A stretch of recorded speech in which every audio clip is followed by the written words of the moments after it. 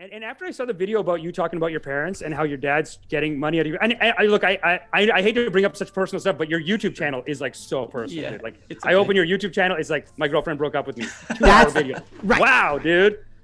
Girlfriend broke up with me. I got the text. 2 hours. I'm like, damn. Part 2. Damn, dude, this guy's getting into it. Oh my gosh, we want to talk about this, Josh, because Amish and I, whenever we have a guest, we kind of watch their stuff together, and we're like, what do we want to talk to this guest about? With you, you've really taken, so you've got the corporate cringe stuff. To me, that's like interesting, but also it's like I find that you're also so personal on your YouTube channel. Like you're talking about your divorce, you're talking about girlfriends, you're talking about moving into your girlfriend's basement, I think is the most recent one. Yeah. Okay. And me and Amish were saying, how do I say this? You're crushing it, but you're so negative sometimes about it. Why sad? Why are you so sad? In some of these videos, James, like the thumbnail, I've got to show people what I mean, because otherwise they're going to think I'm ripping on you. I'm not trying to rip on you. I'm trying to, like, we both kind of had the same thought, which is like, here's this guy. He's got a bunch of YouTube subscribers. Killing it. He's beautiful. killing he's it. Beautiful. We did repeatedly say you're beautiful too, by the way. It's fine. We'll What's say going it, on, right? But you have these videos that are like so, like they're like, what is this title and thumbnail? Living in a basement at 30 years old, part 2. Or yeah, like I mean, it's just what people. I've done A/B tests, and it's just what people click on. That's really what it comes down to. Whoa! Disowned by my family, life 2 months later, reflecting on how it ended up this way. Hold on, I've got to read a few more so everyone knows that, you know, here, where's the girlfriend text ones? Because that one was an incredible thumbnail. Girlfriend cheated with my best friend, showing real text messages, gaslighting, breakup. With my best friend. Oh my God. And I'm just like, Josh, you're crushing it. Let's not be so negative. So that's why we're calling it finding happiness. Because I think both of us need to find happiness a little bit. Where are we going? I think I think what I talk about things that people would traditionally just consider taboo. I get so many comments that are like, just keep that stuff to yourself. Why would you post about it? This is why. Because why shouldn't I? Like, I'm not doing anything. I'm just sharing an experience that happened. And there are people out there that want to relate. But if you talk about it, you get like, hey, shut up about that. Keep it to yourself. You know, like. Yeah. And there's some people who say the culture is starving for this right now. There's people who say that people actually fall in love with you, not because of your strengths, but because of your vulnerabilities. So it's almost like when you see a child, what makes a child cute to you is that you're like, oh, it's so lovable because they're vulnerable. And your thumbnails show that. They're like, so my only concern is I get it. It's a good sales, like it's good for the thumbnail, good sales. How is it affecting you personally? Do you feel like you have to live in more of the sadness, or is it helping you like release it maybe? I think it's like, of course it's like a little bit cathartic. I think it's nice to get it off my chest. I don't exactly have a lot of like friends where I live here, like the one that obviously. Again with the sadness, Josh. I don't have any friends. No one's gonna listen to me. But who do you talk to? That's what I'm saying. Like, who do you talk to about it? I guess, but like again, it comes down to the titles. My family disowned me yesterday, showing the text messages. Grind real gaslighting. Now listen, that story was very serious. We watched it. Look, you can see I watched every second of it. Right? Yeah, I watched it. It is kind of gripping, and I see why probably those videos do well. Yes. But at the same time, it's like, I think there are so many uplifting parts to your life, man. And it's like, look, this recent video called "Living in a Basement," at 30 part 2. That's basically part 2. Such a negative thumbnail, such a negative title. But the video is actually so uplifting. It's all about you finding happiness in your recent little vacation. Right. And dude, I mean, look at this, guys. Look at this. Like, if it just had a different like title and a slightly different angle to the commentary, I think it would come off completely differently. Look at this. Here's Josh crushing a paramotoring thing. Paramotor. Bro, yes. This is cool, dude. You're like this cool guy, but you're like, it's like so depressing though. Wavy blonde hair. You've got the motorcycle. Street bike / enduro bike with luggage, which is a yeah. It's like, what are you doing? I think he's sexy, dude. By the way, I know. it's like cinematically shot. That's a great video. by the way. Yeah. Congratulations. I saw the red that was cam. very good. Are you using the red cam? It's so hard to use that thing, isn't it? That's a black magic. I didn't Black get it magic. until after I made that video. But yeah. Oh my god.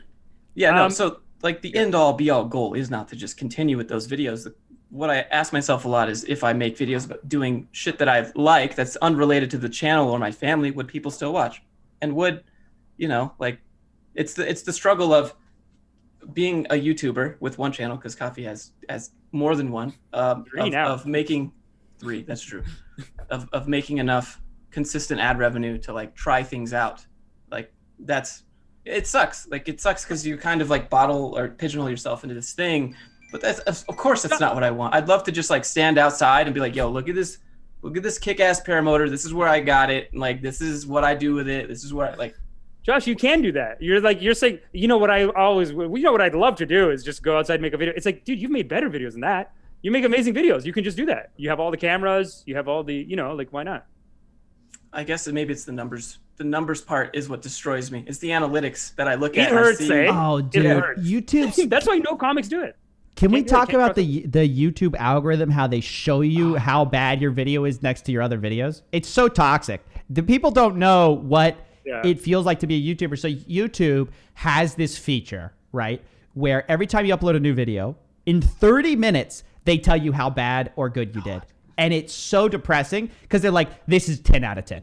Your last 10 videos, all better than this video. And they tell you that within 30 minutes of you uploading. Now, you guys are going to say, well, don't pay attention to that. And that's what I'm going to tell Josh. But to his defense, it is very hard not to pay attention to it. Because there's all these big red down arrows. Yeah. Like, it's like views down, watch duration down, click-through rate down. Like, it's like they're just basically saying, you suck. You suck. Work better. Hey, we're not paying you. So, anything, but work I better. do have to say, Josh. That's what it looks like. I don't know if you could see it. Oh, we cannot even get It's like a close white to seeing screen. that. Hang on. Look at the camera master here. Okay, here we go. Here we go. Up. What is that, a you 6 got- out of 10? Yeah, so that was 6 out of 10 on the last video that I did. With the down arrow, lower watch time. It's like, Yeah. like that's the stuff. You're just like, imagine putting up a video called "My girlfriend cheated on me with my best friend." Text messages to prove it, and then YouTube's like, thumbs down, thumbs down, thumbs down. Hey, No, You they support me, say YouTube? thumbs up. And I want to say this. It's like weird because in the tech industry right now, it seems like a lot of people are doing this. Tech lead, dude, has been so depressing lately. Dude, honestly, just I'm not nonstop trying to brainwash. compare you to tech lead. To tech leads, Right. different. Well, he's kind of both. He also kind of does like the I'm depressing, but also my life is like he says I'm a millionaire. So this one's like, my dad thinks I'm depressed as a millionaire. He's like, there's God. one where he's like, why I live with my parents in my Wow. 30s or something. I burned out. Like it's his things are about his divorce. Like, what is it with the negativity in the tech space? Yeah, I don't know. Honestly, this is good inspiration. I need to is it stop tech making space? sad shit. Look, Well, but because Josh, you're not, you don't live a sad life.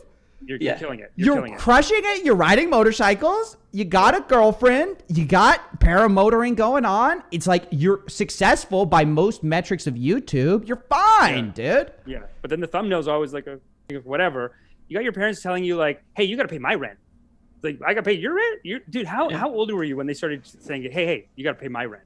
I offered at first, and then it became, hey, I was like, why don't you guys get back on your feet? I'll move you out here. Oh no. And then it became where's my rent? I haven't found a So job. demanding. They're just, Yeah. hey, where's my money? Yeah, that's rough. I need to get a hamburger, so give me a little extra. Like, it was, and if you don't, I'm gonna disappear in the woods.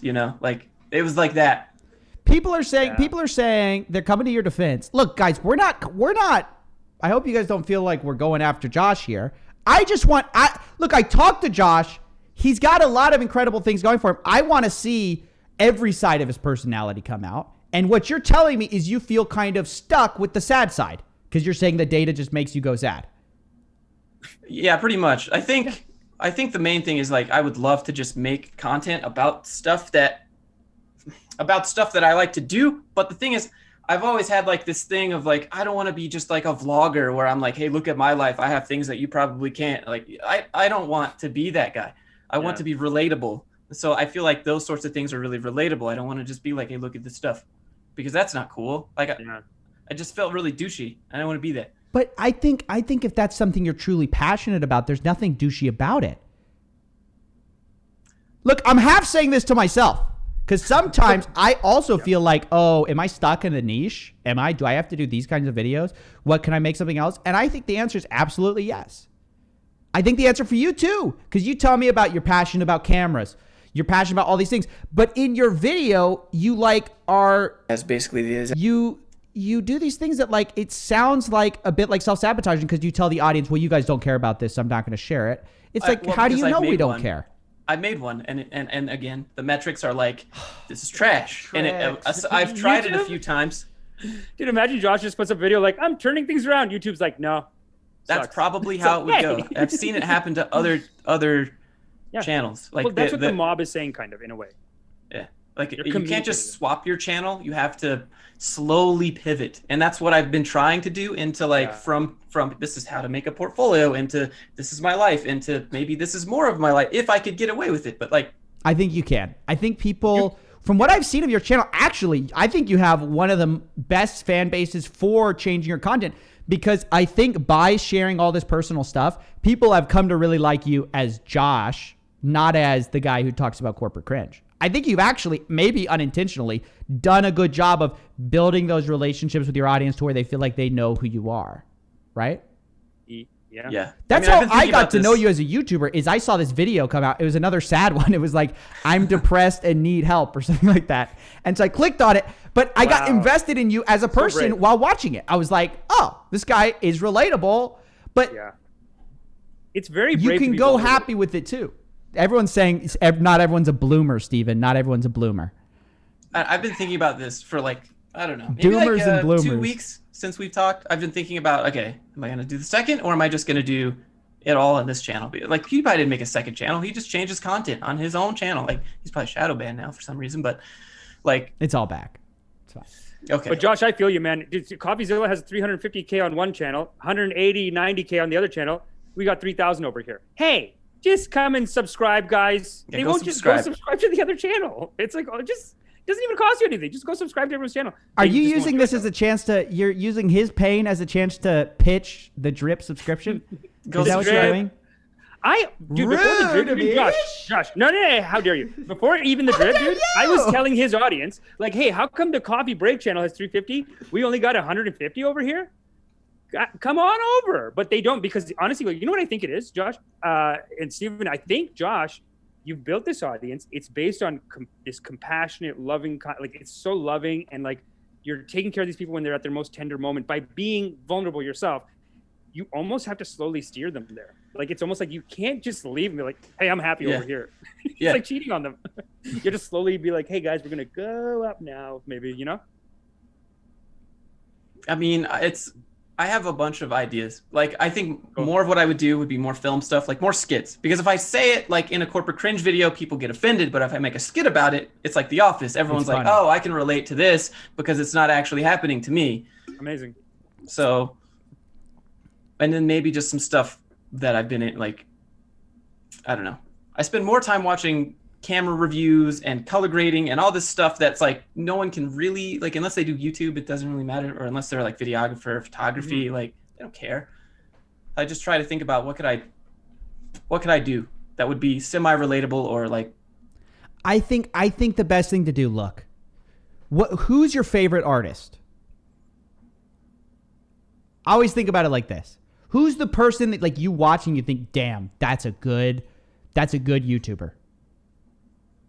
Or there's so many. Anything, band, a good anything. Who are you inspired by? I mean, I guess it would be for different topics, it'd be different people. I mean, if we're talking like editing, cool, commercial videos, it would be Daniel Schiffer. He has you've probably seen it, how I make epic B-roll. Epic. Yeah. All right. Cool. Imagine you're thinking about Daniel Schiffer.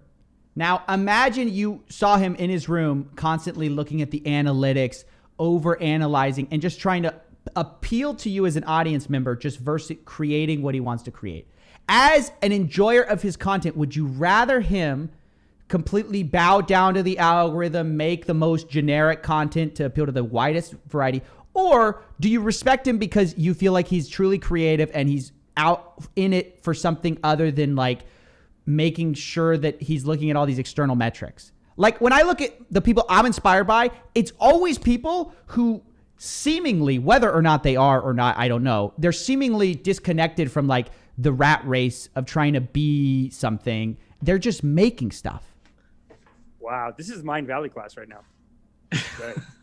This is Steven. You could be a Mind Valley instructor. That was beautiful. Yeah. That was almost a meditation. This is good. This is good. Thank you, Dr. Steven. No. I mean, what do you think about that though? Yeah, I mean, I would want him to just do what he wants to do because I enjoy whatever he makes. But I don't know. Maybe I just don't have the confidence to think that people think the same about me because I don't know. Well, but here's one thing though, too. But people YouTube, do though. That's what I'm YouTube- saying. People watch your videos and they look at you the same way you look at a lot of these other creators. Yeah, I guess I just never internalized that. But I also think that YouTube. People are is saying, when's the basically telling course you- coming? Dude, I'm going to make a course about this. How to achieve your inner creator. Yeah, no, $9.99. $9.99. Dude, my meditation class is coming, guys. The Sri Patel Spiritual Institute will be opened in the next 5 or 10 years. I don't know, but Josh, I will say this though: is YouTube not telling you to keep doing what you've been doing? Is that not their thing on YouTube? Like, it's not like YouTube is They just want saying the money. like, they want the money, but there's a That's- little bit of like, we talk about this a lot on the show where we talk about like the scammers, and then we talk about all these people. Without all these people who kind of have to sign, like always want to sign up for stuff, they wouldn't be there. So for you too, I think you are a little bit like YouTube is telling you to do something, fine. But it's also some truth to like, this is what your people want. Just keep doing what you're doing. It's almost like a nagging producer. Like this is what old 70s, 80s producers were like, where the artists would be like, let's do something new. And the producer's like, hey, this is how you pay the bills. This is how we get our. That's how it feels like, because that was when I first started like doing YouTube, it was like, how do I get to a point where I can just pay the bills? And now it's like, I could theoretically try out new things, but I don't know. I should just go for it and just disregard and just not look at my analytics or the views, not premiere it, just upload it and walk away. Yes. Just a cheery face. Yes. Absolutely. one of those? I think you should. I think people are along for the Josh ride. I don't think they're around for the corporate cringe ride. I think long term you'll be happier if you appeal to that audience rather than the audience that's like, just after corporate cringe video after corporate cringe video. Just because it's like, you want the people who are after your personal side of it. I don't know if that makes sense. Yeah, no, I mean, I don't know. I think it would be pretty entertaining. Like, I think what I would do if I just could do, I mean, I can, but I don't know why I keep saying this, but like, if I could just do just like skits and stuff about my life, that's all I would do. I would just make corporate, like The Office skits, but a little bit more real, and then stuff about what I'm doing. That's great. I think you will do that. I think you should and should but just don't abandon it after 5 videos.